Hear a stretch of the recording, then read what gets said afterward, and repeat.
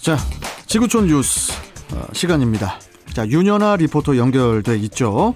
자, 윤연아 리포터 안녕하세요. 네, 안녕하세요. 예. 자, 오늘 해외 소식, 첫 번째 소식 뭡니까?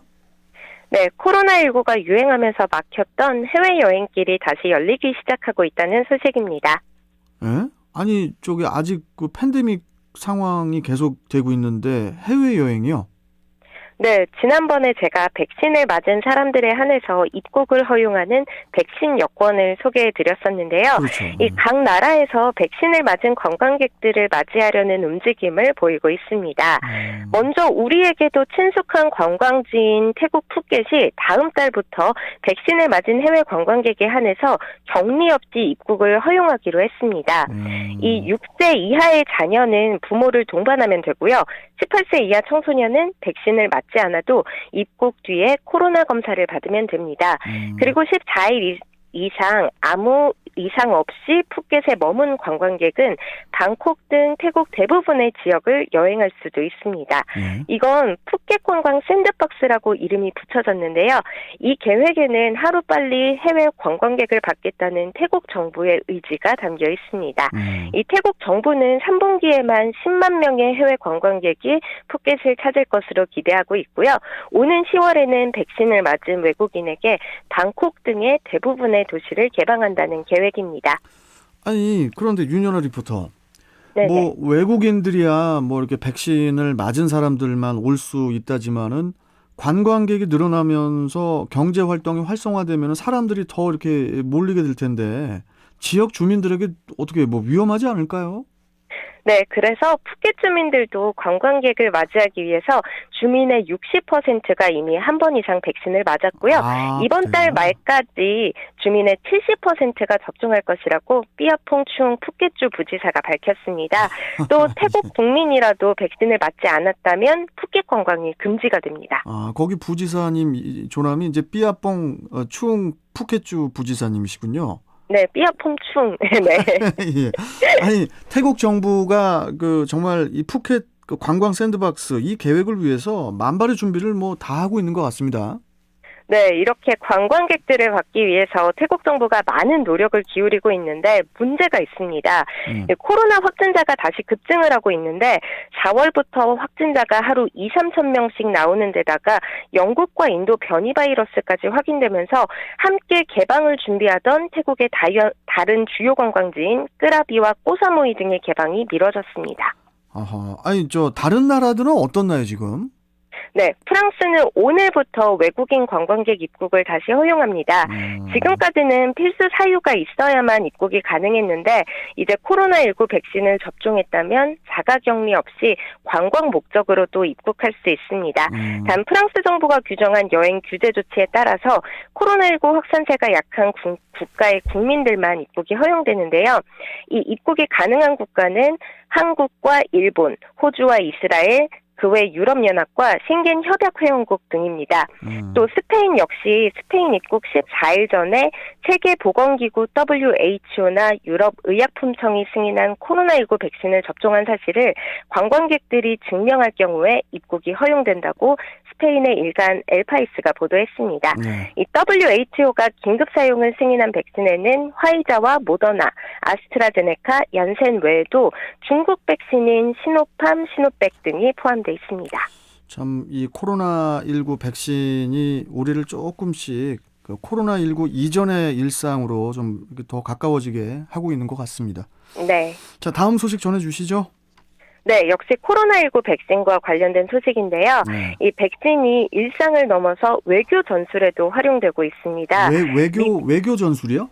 네, 외교에도요. 네. 미국과 일본이 중국에 대한 견제를 하기 위해서 대만의 백신 지원을 아끼지 않고 있는데요. 지난 6일 미국 상원의원들이 대만을 방문해서 백신 75만 회분을 제공하겠다고 밝혔습니다. 이 미국이 코로나19 초기 대만이 미국의 방호용품을 제공해서 미국 국민들의 생명을 구하는 데 도움을 줬다며 대만에 대한 고마움을 반영하겠다고 나선 것인데요. 며칠 전에는 일본 역시 대만의 아스트라제네카 백신 124만 회분을 무상 공급했습니다. 대만은 뭐 그동안 코로나 방역 모범국으로 불렸었는데 백신 확보가 늦었네요. 네, 당초 코로나 방역 모범국으로까지 불렸던 대만은 그동안 방역 성공을 자신하면서 백신의 필요성을 크게 느끼지 못했었는데요. 이 지난 5월 중순 이후 매일 확진자가 세 자릿수로 발생하기 시작하면서 발등에 불이 떨어진 겁니다. 이 중국 정부와 대만 야당이 중국산 백신을 도입해야 한다고 정부를 압박해왔는데 이 대만의 차이잉원 총통은 중국의 통일전선 전술이라며 거부를 했지만 대내외 압박에 몰린 상황이었습니다. 여기에 중국 관변 매체는 대만이 일본과 미국에 대해서 비굴한 행태를 보인다, 맹목적 숭배를 하고 있다고 맹비난하고 나섰습니다. 또 이미 일본의 백신 제공에 대해서는 중국은 정치적 음모가 함께 담긴 내정 간섭이라고 비난을 했는데요. 이 최근 대만 해협에서 미국과 중국 간의 군사적 갈등이 불거지는 상황에서 미국 의원들이 일반 항공기도 아니고 군수송기를 타고 와서 백신 제공 발표를 한 것에 대해서 중국의 반발 수위가 더 높아질 것으로 보입니다. 중국이 이렇게 계속 이렇게 크게 비난하고 나서는 이유가 뭘까요?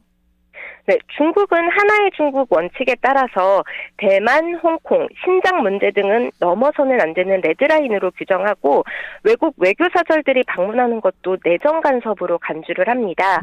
이 중국은 그간 대만에 중국산 백신을 주겠다고 거듭 제의해왔는데 중국 백신은 퇴짜놓고 일본과 미국 백신을 받아들인 데 대해 중국이 매우 불편해진 건데요.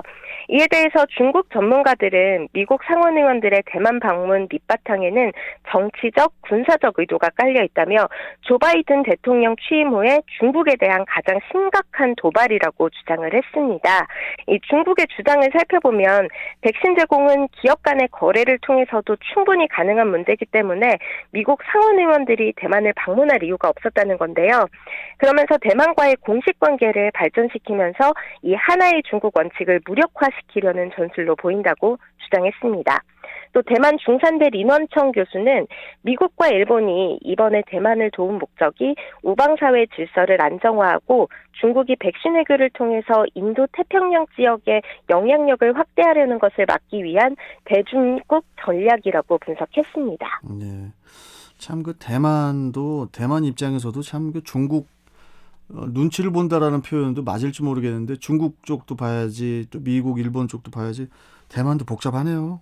네, 복잡합니다. 자, 마지막 소식 전해주시죠. 네, 어린 시절 다들 우주여행을 꿈꿔보신 적 있으실 텐데요. 실제 이 우주여행을 한 달가량 앞두고 있는 사람이 있습니다. 바로 세계 최대 전자상거래 업체인 아마존의 최고 경영자 제프 베이조스인데요. 이 내달 아마존 CEO직에서 물러나고 우주에 갈 것이라고 밝혔습니다. 그가 탑승할 우주선은 자신이 설립한 민간 우주 탐사 기업인 블루 오리진의 뉴 셰퍼드 유인 캡슐인데요.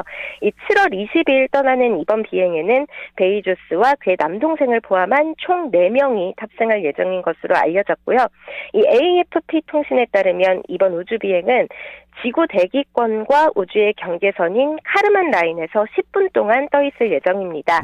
이 베이조스가 계획대로 우주를 다녀오면 스페이스X의 일론 머스크보다 먼저 우주 산업계에 새로운 시대를 열게 됩니다. 아니, 거기까지 우주선 타고 올라가는 게 이게 비용이 뭐 그냥 비용이 아닌 걸로 알고 있는데. 네, 만만치 않죠. 네, 우리 윤연아 리포터도 저기 우주 한번 구경하고 싶지 않습니까? 지구 밖에. 네, 어렸을 때 꿈이었는데 이게 실제로 가능할까 생각했었거든요. 정말 기대가 됩니다. 참 그나저나 우리가 살고 있는 지구 밖에는 우주에는 코로나19 바이러스 같은 거 없겠죠? 네, 없겠죠. 네, 아무튼 재밌는 소식 잘 들었습니다. 자, 오늘 말씀 여기까지 듣고 또 다음 시간에 뵙겠습니다. 고맙습니다. 네, 감사합니다. 자, 지구촌 뉴스 윤현아 리포터와 함께 했습니다.